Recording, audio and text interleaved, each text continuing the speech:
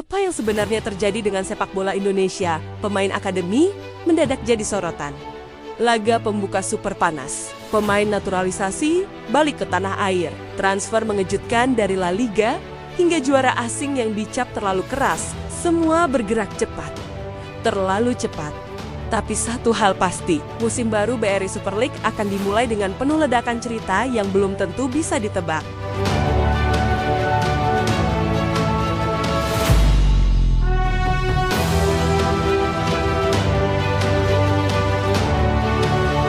Di tengah hiruk-pikuk skuad senior Persebaya, ada satu nama muda mencuat dalam keheningan, Sadida Nugraha Putra.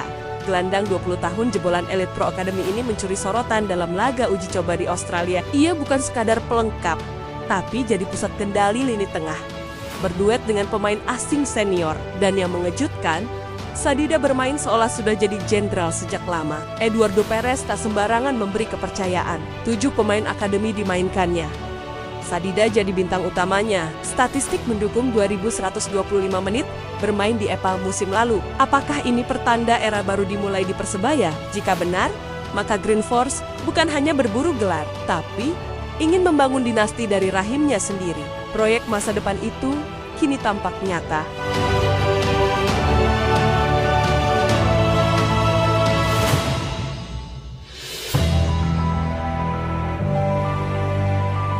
Dan kini, semua mata tertuju pada partai pembuka Persebaya lawan PSIM. Sebuah duel panas, bukan karena sejarah, tapi karena satu nama, Kasim Botan. Mantan Persebaya yang kini siap mengkhianati eks-klubnya. Demi kejayaan Laskar Mataram, di GBT nanti, ia akan kembali.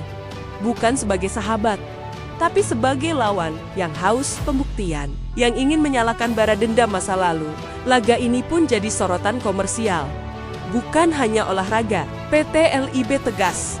Ini soal daya tarik, dan siapa yang lebih menjual dari Persebaya dan PSIM? Supporter besar, drama personal, cerita perebutan kasta. Satu hal pasti, bila PSIM bisa curi poin di Surabaya, bukan hanya sejarah tercipta, tapi babak baru sepak bola DIY bisa dimulai dari situ. Sebuah perubahan besar sedang disiapkan.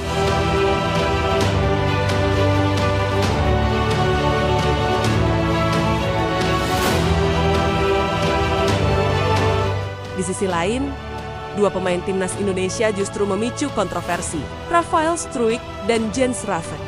Keduanya memilih kembali ke tanah air.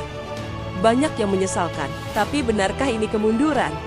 Atau justru langkah taktis menuju masa depan yang lebih terencana? Keputusan ini memecah pendapat, tapi ada satu sisi tersembunyi yang membuat kita berpikir ulang. Gus Nul yakin menilai ada rencana tersembunyi. Pelatih mereka dari Belanda. Bisa jadi mereka dipoles demi proyek besar timnas. PSSI dan Patrick Kluivert mungkin sudah bicara. Dan kepulangan ini bukan kebetulan, tapi misi rahasia demi Olimpiade Los Angeles 2028. Tak seperti Elkan Bagot yang sering terhalang klub luar. Struijk dan Raven kini mudah dipanggil tanpa halangan izin.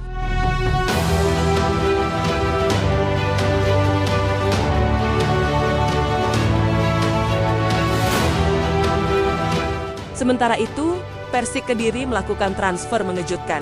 Ex-Osasuna, Imanol Garcia, resmi berkostum macan putih. Ini bukan sekadar tambahan pemain, tapi pernyataan perang. Persik tak ingin hanya bertahan. Mereka siap berbicara lebih. Mereka ingin naik kelas. Transfer ini tak main-main. Mereka mengincar perubahan nyata di lini tengah, di gaya bermain, di hasil akhir. Imanol punya pengalaman panjang di La Liga 2, klub besar seperti Villarreal B dan Osasuna. Sekarang dia di Kediri, bermain untuk Persik. Visi Eropanya diharapkan membawa dampak, membentuk poros permainan, membawa Persik ke level yang lebih tinggi. Tapi mampukah dia adaptasi? Atau justru menjadi tokoh utama dari revolusi sepak bola Kediri musim ini?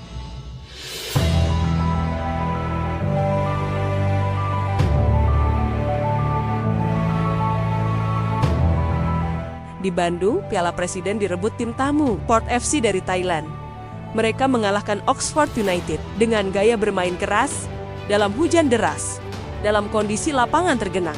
Bahkan saat bermain dengan 10 pemain, Port tetap disiplin, gol-gol indah, organisasi permainan rapi, Ini bukan kebetulan, tapi kerja keras dan kedalaman mental sebuah tim juara Asia Tenggara.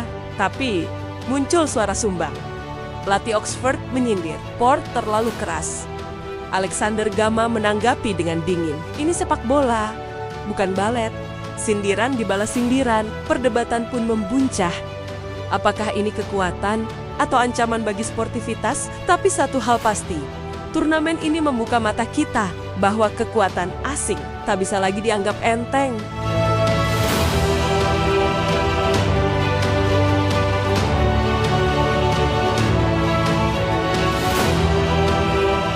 Musim belum dimulai, tapi tensi sudah menyentuh titik didih.